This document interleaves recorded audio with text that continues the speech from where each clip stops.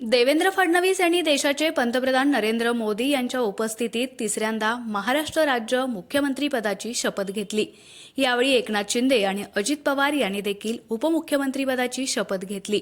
याबाबत संपूर्ण राज्यभर फटाक्यांची आतषबाजी करून पेढे वाटून जल्लोष साजरा करण्यात आला।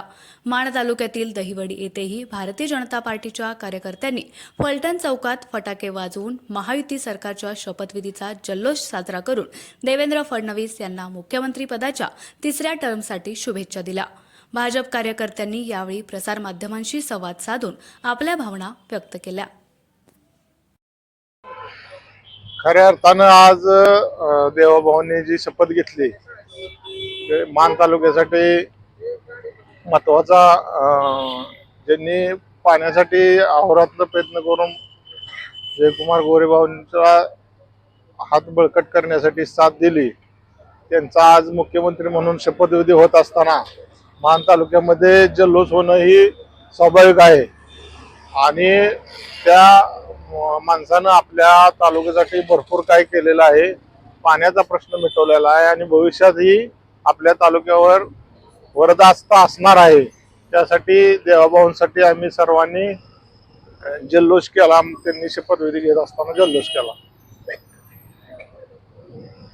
हे होतं की गेले कित्येक वर्ष आपला तालुका दुष्काळी तालुका म्हणून होता, तर ह्या दुष्काळी तालुक्याचा कलंक मिटवायचं काम आदरणीय जयाभाऊ आणि देवेंद्र फडणवीस यांनी पूर्ण सपोर्ट केल्यामुळे महायुतीच्या ह्याच्यात आपलं हे महत्वाचं काम झालं आहे। त्यामुळे आम्हाला सर्वांना आनंद झालेला आहे। तुम्ही अनेक वर्ष भाजपात काम करताय। हो हो, आता देवेंद्र फडणवीस तिसऱ्यांदा मुख्यमंत्री पदाची शपथ घेतली, नक्की काय भावना आहे? ह्याचा विशेष आनंद होतो। एक सर्वसामान्य कार्यकर्ता भारतीय जनता पार्टी कुठल्या स्टेजला घेऊन जाऊ शकते त्याचं मूर्तिमंत उदाहरण आहे आणि आपल्या तालुक्यासाठी कायम त्यांची कृपादृष्टी राहणार आहे, याचा आम्हाला खास विशेष आनंद आहे। आम्ही जुने कार्यकर्ते गेली 30-35 वर्ष या ठिकाणी काम करतो, ते आम्हाला सार्थक झाल्याचा अभिमान आहे।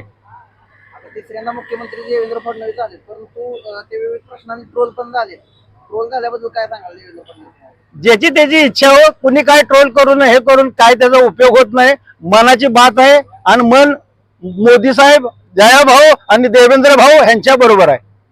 गेल्या काही दिवसापूर्वी लोकसभेला भाजपचा दारुण पराभव झाला होता, पण काही महिन्यातच भाजपनं चांगले मुसंडे मारल्याचं आपल्याला पाहायला मिळतंय। लोकांना कळलं की खरं आपण कोणाच्या बाजूला जायला पाहिजे आणि योग्य वेळेला योग्य निर्णय ह्या तालुक्यातल्या जनतेने आणि महाराष्ट्रातल्या जनतेने घेतलेला आहे। त्याच्या जनतेचा सुद्धा आम्हाला सार्थ अभिमान आहे। तालुक्यासाठी भाजप काय काय काम करेल, अपूर्ण योजना राहिले त्याबद्दल? ज्या राहिलेल्या अपूर्ण योजना आहेत त्या सर्व पूर्ण करतील आणि आपला MIDCचा जो प्रश्न आहे तो सुद्धा योग्य रीतीनं नरेंद्र मोदी यांच्या मार्गदर्शनाखाली होणार आहे आणि ते जयाभाऊ आणि देवेंद्र भाऊ पूर्ण करणार आहेत। आता देशात नरेंद्र भाऊ, राज्यात देवेंद्र भाऊ आणि मान तालुक्यामध्ये जयाभाऊ हे मिळून त्रिमूर्ती आज गुरुवारच आहे आणि योग चांगला आला आहे। त्रिमूर्ती नक्की आपल्या तालुक्याचं सोनं केल्याशिवाय राहणार नाहीत। तिसऱ्यांदा मुख्यमंत्री पदाची शपथ घेतली, काय भावना आहे तुमच्या? मी गेले 45 वर्ष राजकारणात आहे, माझा 9वा सरपंच गावात आहे। तर देवेंद्र भाऊ इतका कामाचा माणूस आहे, त्याला जोड जयभाऊ आणि वरती केंद्रात नरेंद्र मोदी साहेब शाह साहेब। आम्हाला कधी 45 वर्ष पाणी करून आम्ही कंटाळलो होतो आणि कधी पाणी मिळणार नाही अपेक्षा होती। तर आता सर्वांना तालुक्यात माळामध्ये आपला मान खटावमध्ये झाले, आमची 31 गावं राहिलेली आहेत, पण ती सुद्धा देवेंद्र भाऊ आणि जयाभाऊ मोदी साहेबांच्या मदतीने ते पूर्ण करतील ही मला अपेक्षा आहे, खात्री आहे। मी ज्येष्ठ नागरिकचा प्रमुख आहे।